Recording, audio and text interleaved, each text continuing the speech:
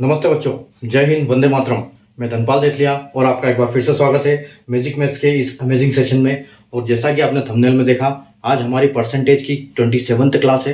ठीक है, 26th class हम इससे पहले कर चुके हैं।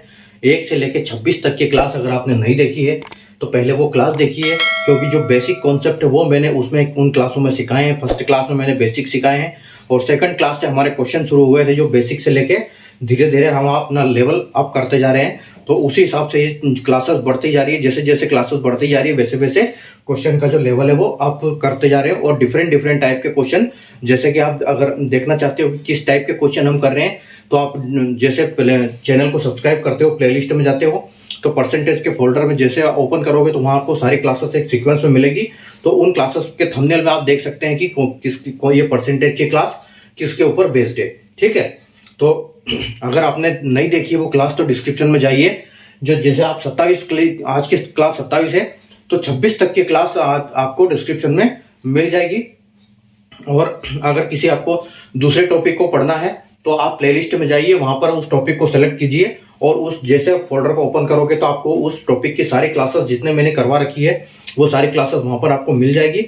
और जितने भी टाइप के कॉन्सेप्ट आते हैं क्वेश्चन बना के एग्जाम्स में, उन सारे कॉन्सेप्ट पे मैंने क्वेश्चन ऑलरेडी करा रखे हैं। तो आपको कॉन्सेप्ट सीखना बहुत जरूरी है, तो आप प्लेलिस्ट में जाइए, पर्टिकुलर ओपन कीजिए फोल्डर जिस टॉपिक पे आपको पढ़ना है, चाहे वो मैथ्स का अरिथमेटिक हो या एडवांस मैथ्स हो।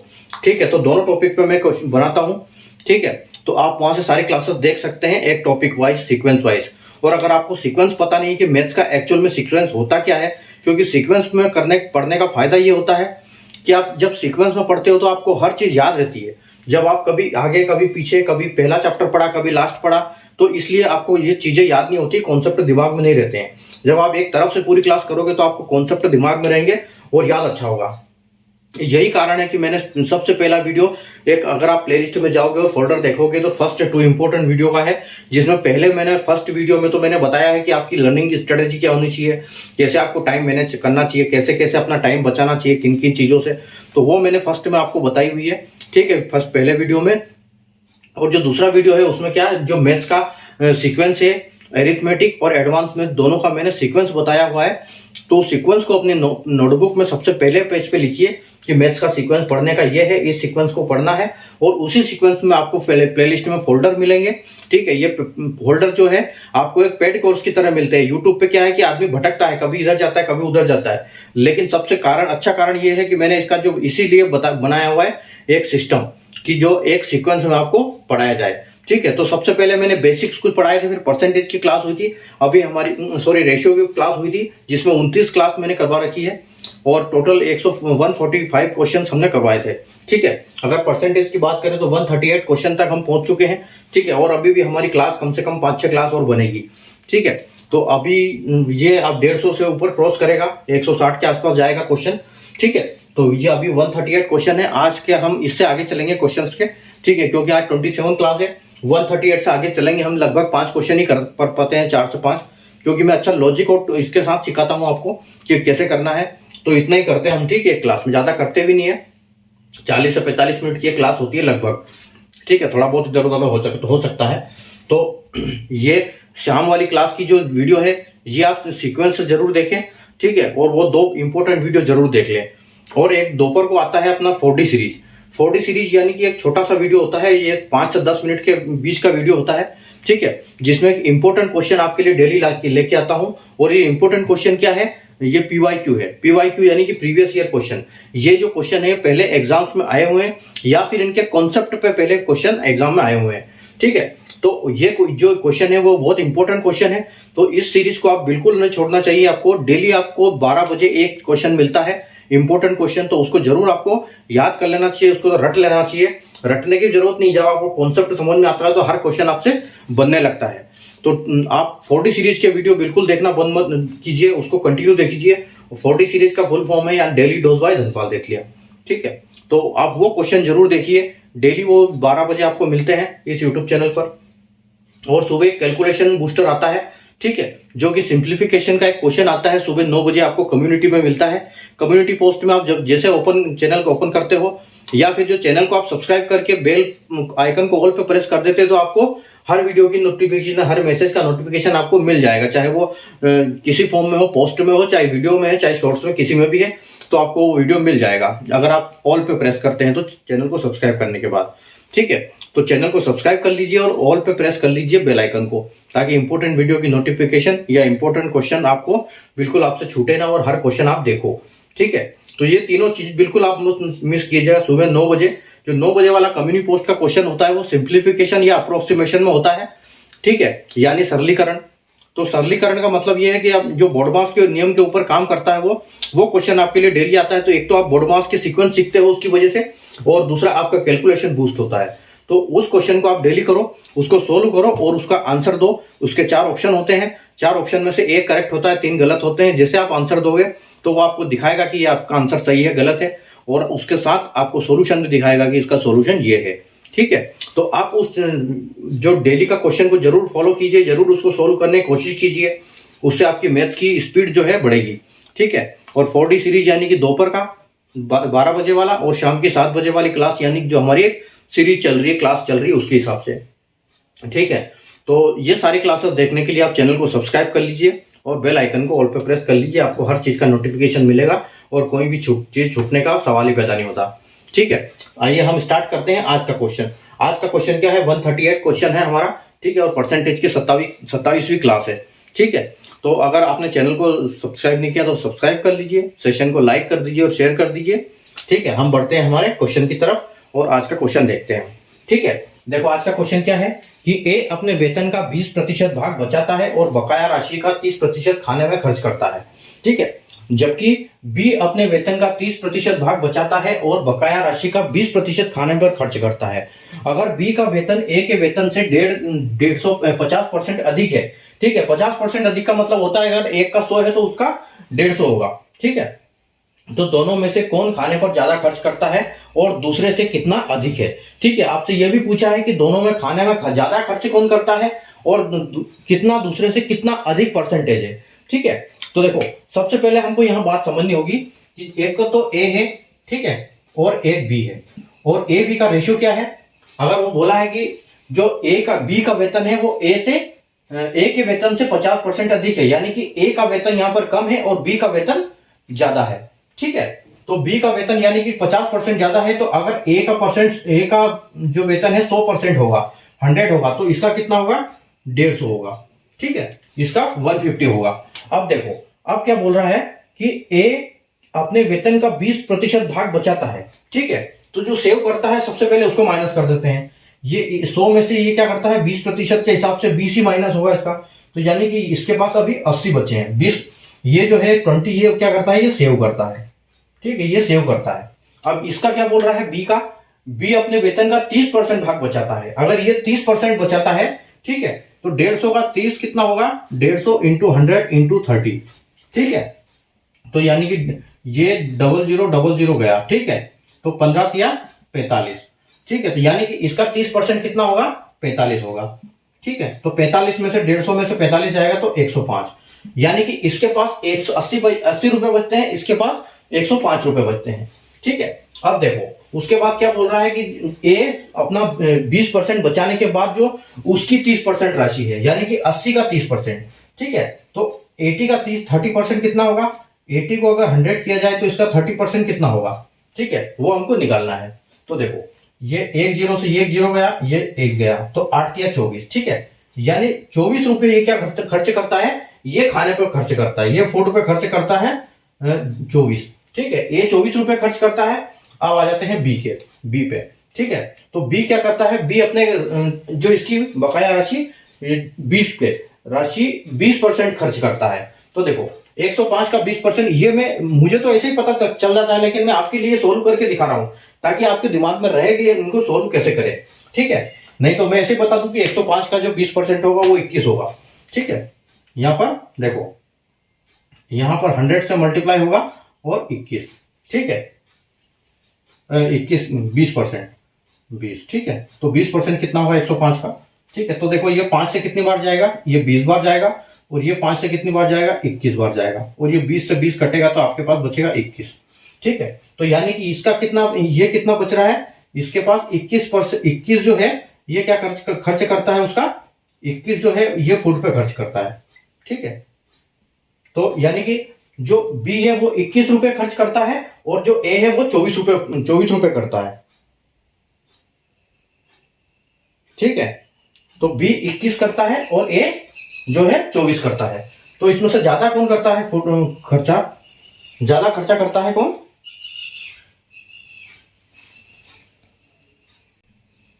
ठीक है, तो ए यानी कि यहां पर 24 रुपए खर्च करता है खाने पे और बी जो है 21 रुपए खर्च करता है। ठीक है, तो यहां पर देखो ए और बी, तो ए करता है 24 और बी करता है 21। ठीक है, अब ये तो कंफर्म हो गया कि ए ज्यादा खर्चा करता है खाने के ऊपर। ठीक है, तो खाने के ऊपर ए अगर खर्चा करता है तो आप इनका डिफरेंस निकाल लो, तो इससे ये पता लगेगा कि कितना परसेंट खर्चा करता है। ठीक है, तो डिफरेंस कितना है 3, 24 से 21 का डिफरेंस कितना आएगा 3, तो 3 के ऊपर परसेंटेज किससे आएगा? ये 21 से, क्योंकि इससे ज्यादा है वो। ठीक है, 21 से ज्यादा खर्चा करता है 3 रुपए, तो 21 इंटू 100। ठीक है, तो यहां से क्या आएगा? यहां से आपका निकल जाएगा जो है परसेंटेज कितना है। ये तो कंफर्म हो गया कि अब ए बोल रहा है तो या तो ए है, ए 3 ए है यहाँ पर, तो ए अगर ज्यादा खर्चा कर रहा है तो ए तो आंसर आएगा ही आएगा, लेकिन उसका परसेंटेज क्या आएगा अब हम ये निकालते हैं। ठीक है, तो ये 3 से कितनी बार जाएगा? ये 3 से 7 बार जाएगा, और अगर 7 से इस 100 को काटोगे तो आपको मिलेगा यहाँ पर 14.28%। ठीक है, तो 14.28% और ए, तो ए है आंसर आपका, और कितना परसेंटेज खर्चा करता है? 14.28, तो आपका जो ऑप्शन है वो ए हो जाएगा। ठीक है, तो ऐसे हम इन सवालों को बहुत आसानी से कर सकते हैं कि ए अपनी वेतन का 20% बचाता है, तो सबसे पहले आपको 100 मानो, 100 में से 20 माइनस करो। ठीक है, तो ये इसकी बचत हो गई और ये इसकी बचत हो गई, ये इसकी बचत हो गई। ठीक है, उसके बाद इसके पास 80 रुपए बचते हैं, इसके पास 105 बचते हैं, तो 105 80 का जो है 30% होता है 24, यानी कि वो 24 रुपए खाने पे खर्च करता है, और 45 में 105 बचे, तो 105 का जो होता है कितना? 20%। 105 का 20% आएगा 21, तो ये जो 21 रुपीज है ये क्या खर्च करता है? ये बी खर्च करता है अपने खाने के ऊपर। तो ए 24 रुपए खर्च करता है, बी 21 रुपए खर्च करता है। ठीक है, तो जो है इनका डिफरेंस कितना आएगा? 3। अब यहां से हमको यह पता लग जाता है कि कौन ज्यादा खर्चा कर रहा है खाने के ऊपर, तो क्योंकि 24 अगर ए का है और 21 है तो ज्यादा जिसका है वो ज्यादा खर्चा कर रहा है। लेकिन अब हमको परसेंटेज निकालना है कि जो कम है उससे दूसरा कितना खर्चा कर रहा है। ठीक है, तो यहां पर डिफरेंस निकालेंगे, 3 आएगा, 3 का हम मल्टीप्लाई डिवाइड करेंगे 21 से, क्योंकि हम इसके ऊपर परसेंटेज ले रहे हैं, और 100 से मल्टीप्लाई कर देंगे तो हमारा 14.28 आंसर आ जाएगा। ठीक है, चलिए, तो उम्मीद है आपको कॉन्सेप्ट समझ में आ गया होगा इसका। ठीक है, बढ़ते हैं हम अगले क्वेश्चन की तरफ। क्वेश्चन नंबर 139 करते हैं।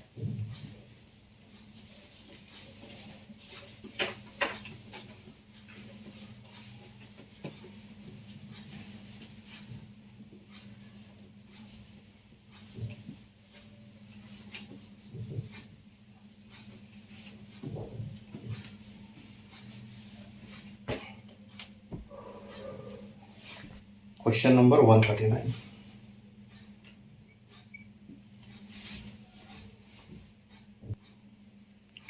देखो, एक मजेदार क्वेश्चन है। ठीक है, जिसका आप कॉन्सेप्ट समझ गए तो आपको पेन टिकाने की जरूरत नहीं पड़ेगी पेपर के ऊपर। ठीक है, क्या है क्वेश्चन? 1 किलोग्राम टमाटर की कीमत 1 किलोग्राम प्याज से दोगुनी है, और प्याज की कीमत आलू की तुलना में 25% कम है। ठीक है, यदि प्रत्येक सब्जी की कीमत में 10% की वृद्धि हुई हो तो 2 किलो टमाटर, 3 किलो प्याज और 4 किलो आलू की कीमत कितने प्रतिशत वृद्धि होगी? ठीक है, the cost of 1 kg tomato is twice of 1 kg onion and cost of onion is 25% less than potato. If the cost of all vegetable is increased by 10%, then find the percentage increase in the cost of 2 kg tomato, 3 kg onion and 4 kg potato। ठीक है, तो देखो यहां पर क्या होता है, अब यहां पर दिया है कि सारी सब्जियों में अगर 10% की वृद्धि हो जाए। ठीक है, तो 10% की वृद्धि होने का मतलब ये है कि आप कितने भी किलो ले लो, 2 किलो ले लो, 10 किलो ले लो, 20 किलो ले लो, तो जो वृद्धि होगी वो 10% ही होगा हर चीज में। ठीक है, अगर ये बोलता कि उसमें 10%, किसी में 15%, तो बात अलग थी। अगर यहाँ बोल रहा है कि सारी सब्जियों में 10% की वृद्धि होती है, तो हमारा जो फाइनल आंसर होगा वो क्या होगा?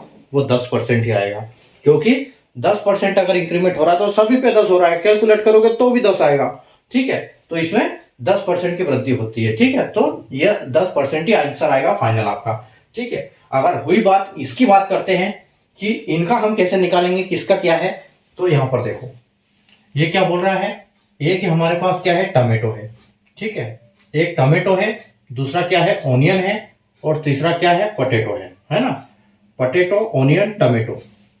क्या बोल रहा है कि टमेटो की कीमत, टमाटर की कीमत 1 किलोग्राम प्याज से दुगनी है, यानी कि 1 किलो चाहे 10 किलो, दोगुनी तो दुगनी है। और प्याज की कीमत आलू से 25% कम है। ठीक है, तो देखो अगर इसकी 100 है, ठीक है, अगर पटेटो की 100 है तो इसकी कितनी होगी, 25% कम, यानी कि इसको 75 होगी। और क्या बोल रहा है, टमाटर की कीमत दुगनी है, अगर इसकी 75 है तो इसकी 150 होगी। बस ये आंसर, ये क्वेश्चन है। ठीक है, टमाटर की कीमत टमाटर की कीमत प्याज से दुगनी है, यानी 75 का 150 है। और प्याज की कीमत जो है आलू की तुलना में 25% कम है, तो इस 100 से 25% कम, यानी 75 है। अगर इन सारों में, ठीक है, अगर इन सारों का 10% बढ़ा दिया जाए, ठीक है, तो टोटल कितना हो रहा है, ये टोटल हो रहा है 150 और 250 और 75। ठीक है, 150 और 100, 250 और 75, यानी कि 325 हो रहा है। तो अगर ये टोटल 325 हो रहा है तो इसमें अगर हम 10% ऐड करेंगे तो कितना होगा, ये हो जाएगा 32.5।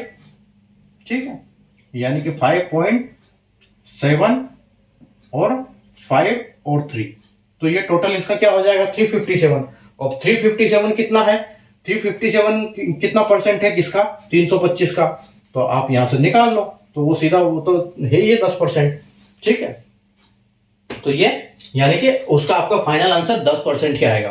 ठीक है, अगर 10% सबका बढ़ाया हुआ है तो इसमें 15 ऐड कर दो, इसमें आप 7.5 ऐड कर दो, और इसमें 10 ऐड कर दो, बस ये आपका हो गया, ये 110 हो गया, ये 5 7 5 12 और 8, ये 82.5 हो गया, और ये कितना हो गया, 150 और 15 165 हो गया। बस इनका टोटल मारो, आपको यही मिलेगा, 65, 82 और 110। ठीक है, तो ये था कॉन्सेप्ट, कुछ नहीं था क्वेश्चन में, सिर्फ दिमाग का खेल था, समझने वाली बात थी कि हाँ 10% बढ़ रहा है तो हर जगह 10% बढ़ेगा, परसेंटेज में यही फायदा है कि अगर सब में बढ़ रहा है तो सीधा वही आंसर दे दो। ठीक है, चलिए अगला क्वेश्चन देखते हैं अपन, क्वेश्चन नंबर 139।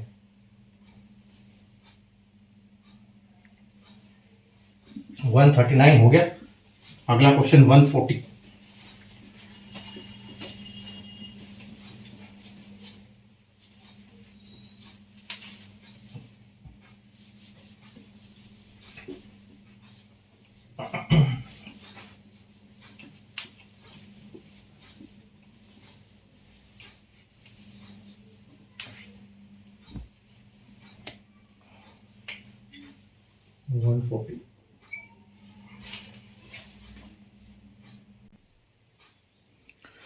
आइए एक और मजेदार क्वेश्चन जो धुआं धुआं निकालेगा अभी सबका। ठीक है, तो क्या है क्वेश्चन, एक व्यापारी महंगाई बढ़ने पर एक वस्तु को X% बढ़ा देता है और महंगाई कम होने पर वह मूल्य को X% घटा देता है। ठीक है, एक वर्ष में महंगाई घटी तो उस वस्तु पर 360 रुपए कम कर दिए, अगले वर्ष भी महंगाई घटी तो उस वस्तु को 316 रुपए 80 पैसे कम कर दिए। वस्तु का वास्तविक मूल्य क्या था। ठीक है, a businessman during inflation increase price of an item by X% and during slowdown decrease its price by X%. Once a year there was a slowdown, then he reduced the price of this item by rupees 360. Next year again slowdown occurred, then he again reduced price of this item by 316.080. और find the original price। देखो क्या है question, question की सबसे पहले तो question की भाषा समझो। ठीक है, कि एक व्यापारी क्या करता है कि X% बढ़ता है तो X% बढ़ा देता है, और घटता है तो X% भाव घटा देता है किसी एक चीज पर। ठीक है, तो हुआ क्या, लेकिन 2 साल से कंटिन्यू महंगाई बढ़ी नहीं, 2 साल से कंटिन्यू घटी, तो उसने एक साल 360 रुपए घटाए, दूसरी बार 316 रुपए 80 पैसे घटाए। तो देखो यहां पर क्वेश्चन क्या है, क्वेश्चन ये बोल रहा है कि किसी सामान का ये प्राइस है। ठीक है, ये सामान का प्राइस है। ठीक है, तो उसने क्या किया, महंगाई घटी, ठीक है, महंगाई घटी, जब महंगाई घटी तो उसने क्या किया, 360 रुपये माइनस 360 हो गए, ठीक है, 360 रुपये माइनस कर दिए, लेकिन परसेंटेज कितना कम किया वो हमें नहीं पता, ठीक है। यहां महंगाई घटी, ठीक है, यहां महंगाई घटी तो उसने क्या किया, पहले प्राइस ओरिजिनल था, ओरिजिनल प्राइस से 360 रुपये कम कर दिए उसने, ठीक है। उसके बाद क्या हुआ कि 360 में, अब यहां पता नहीं कि यहां पर उसने उसके बाद क्या हुआ 360 के बाद, ठीक है, तो ये चीज यहां आ गई, ठीक है।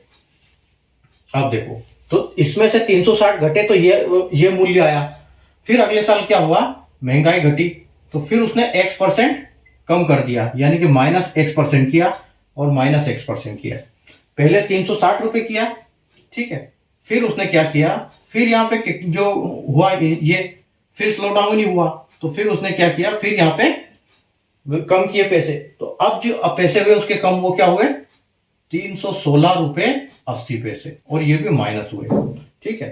तो यहां पर जो कीमत आएगी उसकी, ठीक है, यहां पर उसकी कीमत कुछ और आ गई। अब उन्होंने पूछा क्या है कि फाइंड द ओरिजिनल प्राइस, तो जो इस बॉक्स में प्राइस है, ठीक है, इस बॉक्स में जो प्राइस रहेगा वो हमसे पूछा है, ठीक है। तो ये कॉन्सेप्ट है क्वेश्चन का, ठीक है, कि उसका प्राइस कुछ था, -360 हुआ क्योंकि महंगाई घटी, उसके बाद जो प्राइस मिला, फिर अगले साल फिर महंगाई घटी, तो फिर उसने 316 रुपये 80 पैसे घटाए, पहले 360 रुपये घटाए, फिर 316 रुपये 80 पैसे घटाए, तो यहां पर कीमत हमको मतलब है इस बॉक्स से, ठीक है।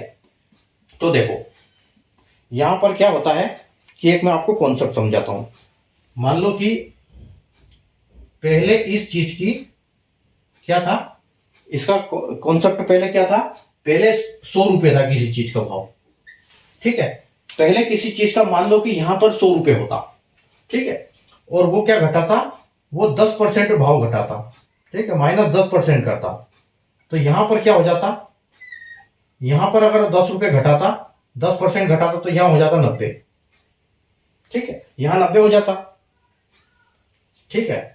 उसके बाद देखो, तो यहां पैसा कितना बचता, यहां पर पैसा बचता 10 रुपये घटता, तो ये 10 रुपये घटता यहां पर 10% के हिसाब से, तो यहां पैसे बचते 90, ठीक है, यहां पैसे बचते 90, फिर अगले साल महंगाई घटी, फिर वो x% यानी कि x की वैल्यू तो एक ही आएगी हमेशा, अगर फिर यहां उसने 10% किया, 10% फिर लेस करेगा, वो यहां पर 10% लेस करेगा, तो फिर यहां पर कितने आएंगे उसको, ठीक है, यहां से ये पहुंच गया, और फिर यहां से वापिस एक और डब्बा बनाओ, ठीक है, तो फिर 10% लेस होगा तो कितना होगा, अब ये 9 रुपए कम होगा, क्योंकि पहले 10%, 100 का 10% था 10 रुपए, अब 90 बन गया वो, अब 90 का फिर 10% कम करेंगे तो फिर 9 रुपये घटेगा, ठीक है, तो फिर ये अगर 9 रुपये घटेगा तो यहां पर क्या आएगा आपका 81 आएगा, और यहां पर क्या आएगा ये 99 और 10, ठीक है। तो ये 100 रुपये पे 10% अगर महंगाई घटती है तो 10 रुपये कम होते हैं, 90 रुपये बचते हैं, फिर 10% घटाता है, और 90 में से 9 रुपये माइनस होते हैं, क्योंकि 90 का 10% जो होता है वो 9 होता है, तो 9 रुपये माइनस होता है, तो ये 81 रुपये बचते हैं। अब खेल देखो यहां पर क्या है, अगर आप इनका डिफरेंस देखोगे, इनका डिफरेंस कितना है, 10 और 9 का डिफरेंस कितना है, 1, ठीक है, 1 डिफरेंस है। अगर इस 1 को आप इस 10% से देखोगे तो ये कितना परसेंट है? तो ये 0 से 0 जाएगा, और ये मतलब ये 10% ही होगा, मतलब ये है कि ये वाली वैल्यू और ये वाली वैल्यू और यहां वाली वैल्यू, इनके बीच की वैल्यू, ये जो यहां माइनस हो रहा है, मतलब ये जो है ये भी 10% ही हो रहा है, ठीक है, मतलब ये जो तीनों वैल्यू एक ही है, ठीक है।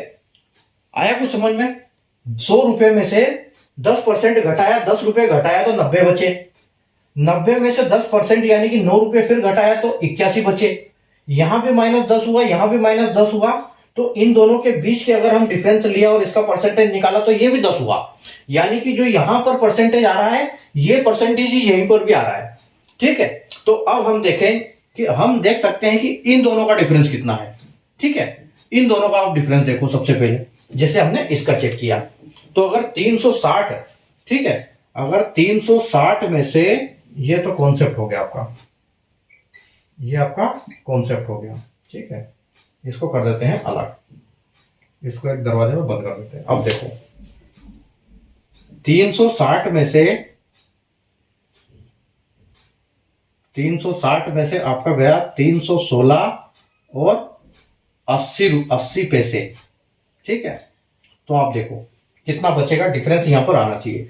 तो 0 10 में से 8 जाएगा तो आपका 2 बचेगा, ठीक है। यहां पर आपका आ गया 9 में से 6 जाएगा तो आपका बचेगा 3, और यहां आपका बचा है 5, तो 5 में से 1 गया तो बचेगा 4, ठीक है। यानी कि आपके पास जो डिफरेंस आ रहा है वो, जैसे यहां पर डिफरेंस 1 आ रहा था, यहां पर डिफरेंस कितना आ रहा है 4320, ठीक है। तो 4320 डिफरेंस आ रहा है, और ये रुपीज है, ठीक है, ये रुपीज है। और अगर हम इसका परसेंटेज निकालें तो परसेंटेज हम किससे निकालेंगे, इसका निकालेंगे परसेंटेज 360 से, ठीक है। तो अगर 4320, ठीक है, 43.20 अपॉन 360, ठीक है, इंटू 360 इंटू 100, ठीक है। तो देखो ये 0 से ये 0, ये 0 जाएगा, ठीक है। इसमें 10 का मल्टीप्लाई होगा तो ये कितना बच जाएगा, ये कितना बन जाएगा जब 10 का मल्टीप्लाई करेंगे तो ये हो जाएगा आपका 432 अपॉन 60 अपॉन 36, ठीक है। 0 से 0 कट गया, इस 10 का इधर मल्टीप्लाई किया तो ये 2 इधर आ गया, तो इधर 0 का कोई वैल्यू नहीं है, ठीक है। यानी कि ये जब इधर मल्टीप्लाई किया तो ये कितना हो गया, ये 432 हो गया। अब आपको करना क्या है, 432 में आप 432 में 36 का माइनस कर दो तो ये कितनी बार जाएगा, ठीक है। तो देखो 36 धाम 160, ठीक है, 36 धाम 160 होगा तो 160 तक तो 10 चला गया, उसके बाद कितना बचता है, ये 40 और 30 70 और 72 यानी कि 2। तो ये आपका एग्जैक्ट कितनी बार कटेगा, ये 12 बार कटेगा। यानी कि जो आपकी वैल्यू आ रही है इसकी, ये आ रही है 12% की, ठीक है। ये इसकी वैल्यू आ रही है 12%। अगर 360 में से 316.80 माइनस करेंगे तो आपके रुपए में तो 43.20 रुपीज आएगा, लेकिन एक्चुअल अगर इसका परसेंटेज देखा जाए तो ये 12% है। तो अगर जैसे हमने देखा था कि ये और ये और ये तीनों परसेंटेज एक ही है, तो यहां पर जो 12% आ रहा है इसका मतलब x की वैल्यू 12 है, ठीक है। तो यहां पर क्या हो रहा है, 12% लेस हो रहा है हर जगह, ठीक है। तो अगर यहां 12% हो रहा है तो 360 कितना है, यानी कि 360 12 है, क्योंकि 12% लेस हो रहा है। तो अगर 360 12 है तो 100% क्या, ठीक है। तो यहां पर हमको इससे मिलेगा हमारी इनिशियल वैल्यू, ठीक है, क्योंकि 360 तो सिर्फ 12% है क्योंकि वो लेस किया गया है। तो देखो अभी आप ये जाएगा 12 से कितनी बार जाएगा, ये 12 से ये एग्जैक्ट 30 बार जाएगा, ठीक है। और आपका 30 इंटू 100 यानी कि 3000 आपका आंसर होगा। तो यहां पर जो वैल्यू आपकी आ रही है वो आ रही है 3000, ठीक है। तो 3000 आपकी वैल्यू आएगी, ठीक है। उम्मीद है आपको कॉन्सेप्ट समझ में आ गया होगा। ये आंसर अगर ऑप्शन की बात करें तो ऑप्शन नंबर सी आपका आंसर है, ठीक है। तो क्या हुआ कि जब महंगाई 2 बार घटी तो उसने 10% हमने ये कॉन्सेप्ट लिया था, 3000 में से 12% लेस किया तो उसको 360 बचे। अब हम यहाँ का आंकड़ा यहाँ निकाल सकते हैं कि 360 अगर माइनस कर दो 3000 में से तो उसका आंसर यहाँ आ जाएगा 316.80। अगर वो पूछता कि लास्ट वाला अमाउंट क्या है तो वो हम ऐसे निकाल सकते हैं, इसमें इसको प्लस करेंगे, ठीक है, और उसमें फिर इसको प्लस करेंगे तो आपको ये अमाउंट मिल जाएगा, ठीक है। इसमें से 360 माइनस करो, यहां आ जाएगा 360 में से 316 माइनस करो, आपका ये आंसर मिल जाएगा, ठीक है। और अगर मैं बता भी देता हूं, अगर 360 कम किए तो कितने होंगे, ये 2640, ठीक है, ये 2640 आएगा यहाँ पर। और 2640 में से आपका 316.80 चला जाएगा, ठीक है। तो आपका बचेगा 2323.20, ठीक है, ये आपका बचेगा, ठीक है। लेकिन हमारा आंसर हमसे ये पूछा था और ये हमारा आंसर हमको मिल चुका है, ऑप्शन नंबर सी, ठीक है। उम्मीद है आपको कॉन्सेप्ट मजा आए होंगे आंसर क्वेश्चन में। अगला क्वेश्चन पे चलते हैं अपन, क्वेश्चन नंबर 140। 141 देखते हैं।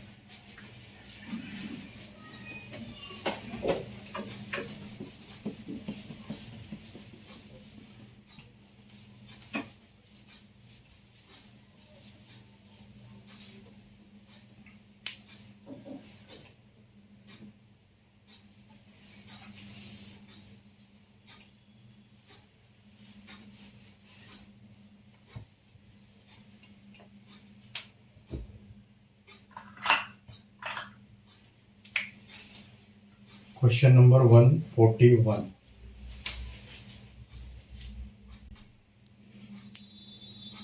आइए क्वेश्चन नंबर 141 एक और धमाकेदार क्वेश्चन। ठीक है, एक हॉस्टल में बच्चों की संख्या पहले महीने में 1/20 बढ़ी, 1/20 बढ़ी है, दूसरे महीने में 1/9 बढ़ी, तीसरे महीने में x% बढ़ी और चौथे महीने में 1/7 बढ़ी।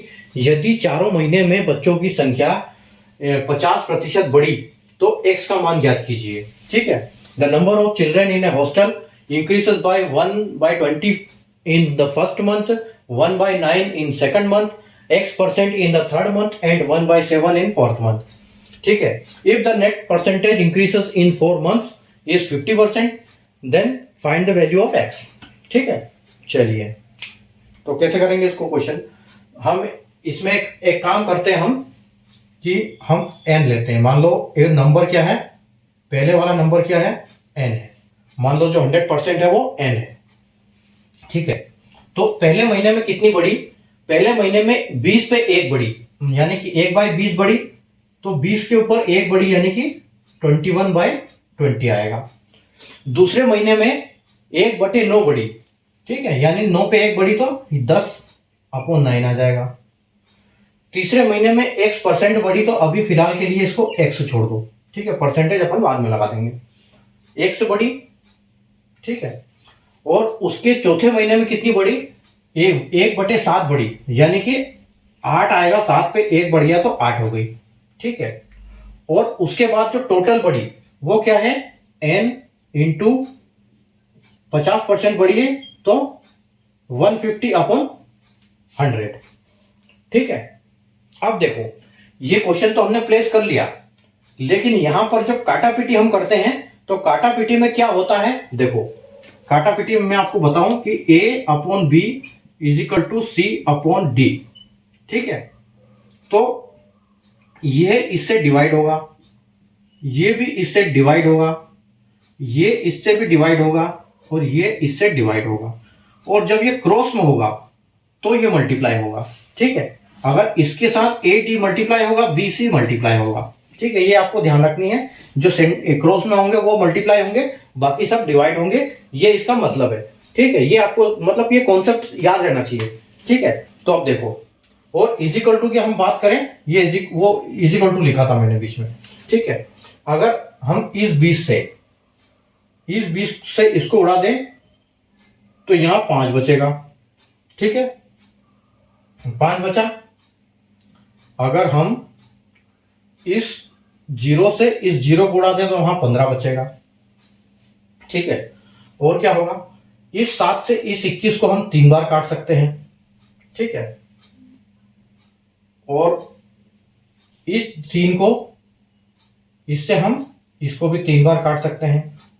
ठीक है, और इस 5 को इस 15 से 3 बार काट सकते हैं।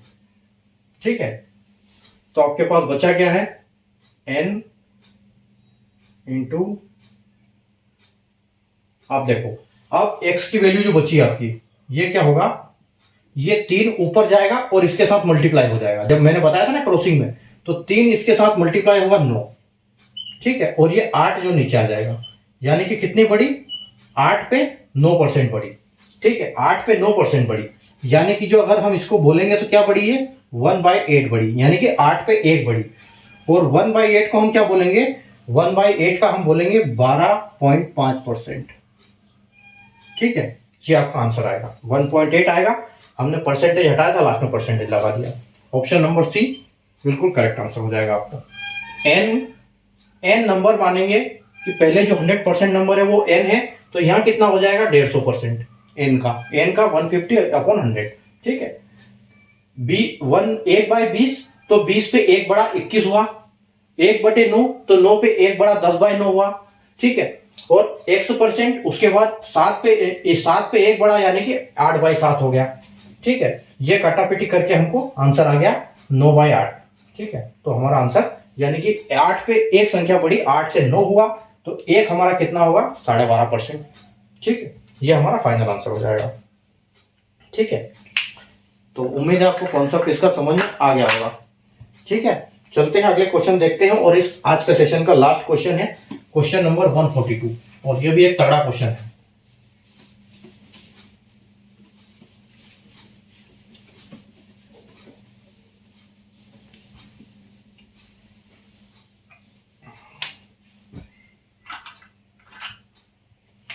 क्वेश्चन नंबर 142,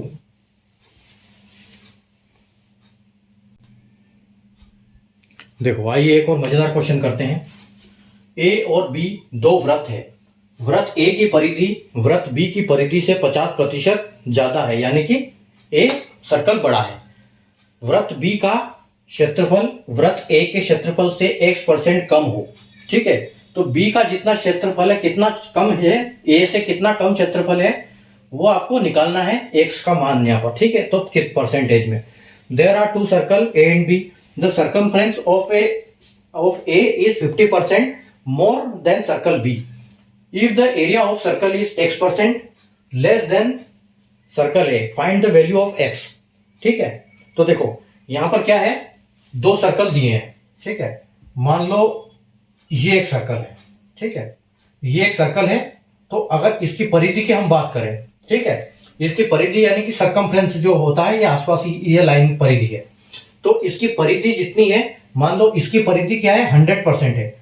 समझ लो कि यहां से लेके ये जो है, ये देखो अगर 100% है तो ये इसकी 25 होगी, ठीक है, ये 25 होगी, ये 25 होगी, ये 25 होगी, ठीक है।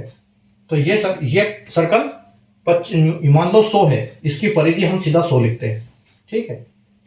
एक ये सर्कल है, ठीक है, इसकी परिधि कितनी है, सर्कमफ्रेंस इसका सर्कमफ्रेंस का देखो, सर्कमफ्रेंस का मतलब होता है 2πr, ठीक है।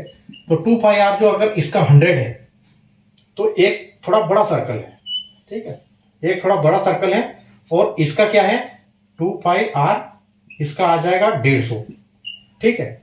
अगर इसका 2πr 100 है, ठीक है, इसका 2πr 100 है, 2πr अगर इसका 100 है, तो इसका 2πr कितना हो जाएगा 200 हो जाएगा, 150 हो जाएगा, 150, ठीक है। तो ये पूछ रहा है कि एरिया जो है, अगर बी का एरिया जितना है, यानी कि अगर 2 एरिया का क्या होता है, एरिया का फॉर्मूला होता है पाई आर स्क्वायर, ठीक है। अगर पाई आर स्क्वायर तो इजिकल टू ए, ठीक है। तो ए का जो हिस्सा है, ठीक है, ए पाई आर इसका, यानी कि हम इसको सर्कल का नाम दे देते हैं, ये सर्कल है 1, ठीक है, ये सर्कल ए है और ये बी है, ठीक है। तो जो बी का एरिया है, ठीक है, ए बी का एरिया है, बी का एरिया में से ए का एरिया माइनस करते हैं, ठीक है, तो हमको एक्स मिलता है, ठीक है। तो बी का एरिया बड़ा है, तो कितना हमको वो फाइंड करना है। तो देखो यहाँ पर यहाँ कैसे करेंगे, अब यहाँ मैं एक चीज बताता हूं आपको। देखो यहां पर 2πr और 2πr दोनों में 2π कॉमन है, तो 2 भी सेम रहेगा, पाई का भी जो 22/7 है वो भी सेम रहेगा, ठीक है, या 7/22 वो दोनों सेम रहेगा। तो ये 2πr से 2π कट जाएगा, ठीक है।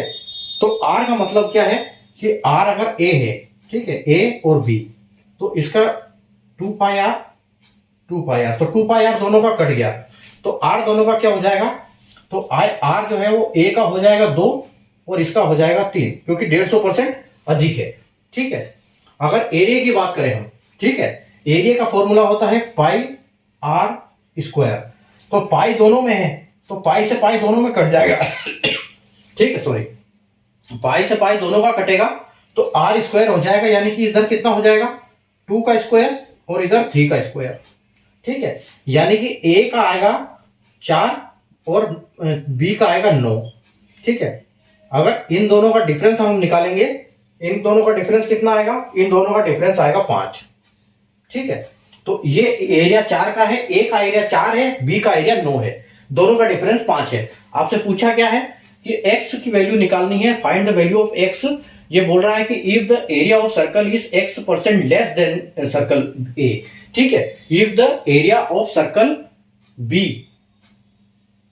Is x% less than circle a, तो find the value of x। जो लेस है यानी कि आपको निकालनी क्या है, इसमें से आपको एक की वैल्यू निकालनी है। डिफरेंस क्या आएगा इनका, एक आएगा। अगर यहाँ डिफरेंस एक आ रहा है तो आपको वैल्यू निकालनी है, तो यहाँ कितना 4 और 9 5 आ रहा है, तो आपको 5 की वैल्यू निकालनी है। किसके ऊपर, बी का परसेंटेज कितना है। ठीक है, परसेंटेज लेस की बात कर रहा है, मतलब बी की बात कर रहा है, तो बी कितना है 9 इंटू 100 करो।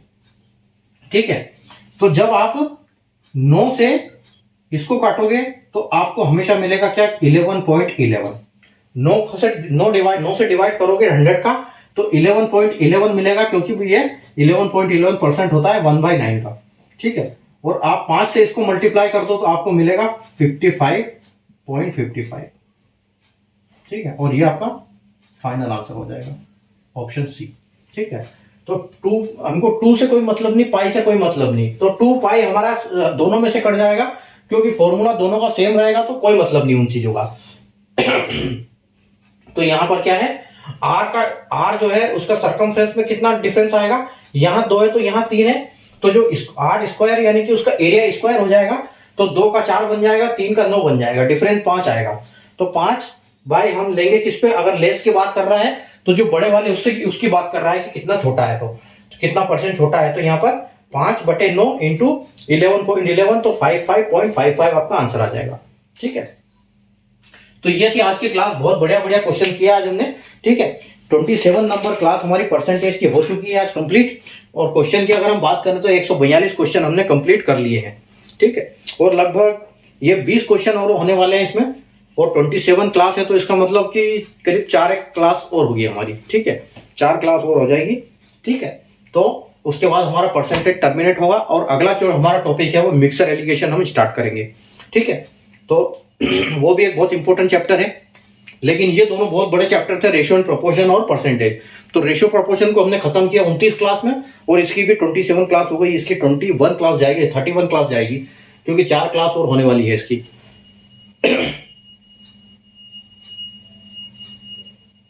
ठीक है, तो मिलते हैं अपन कल वापिस नई क्लास में।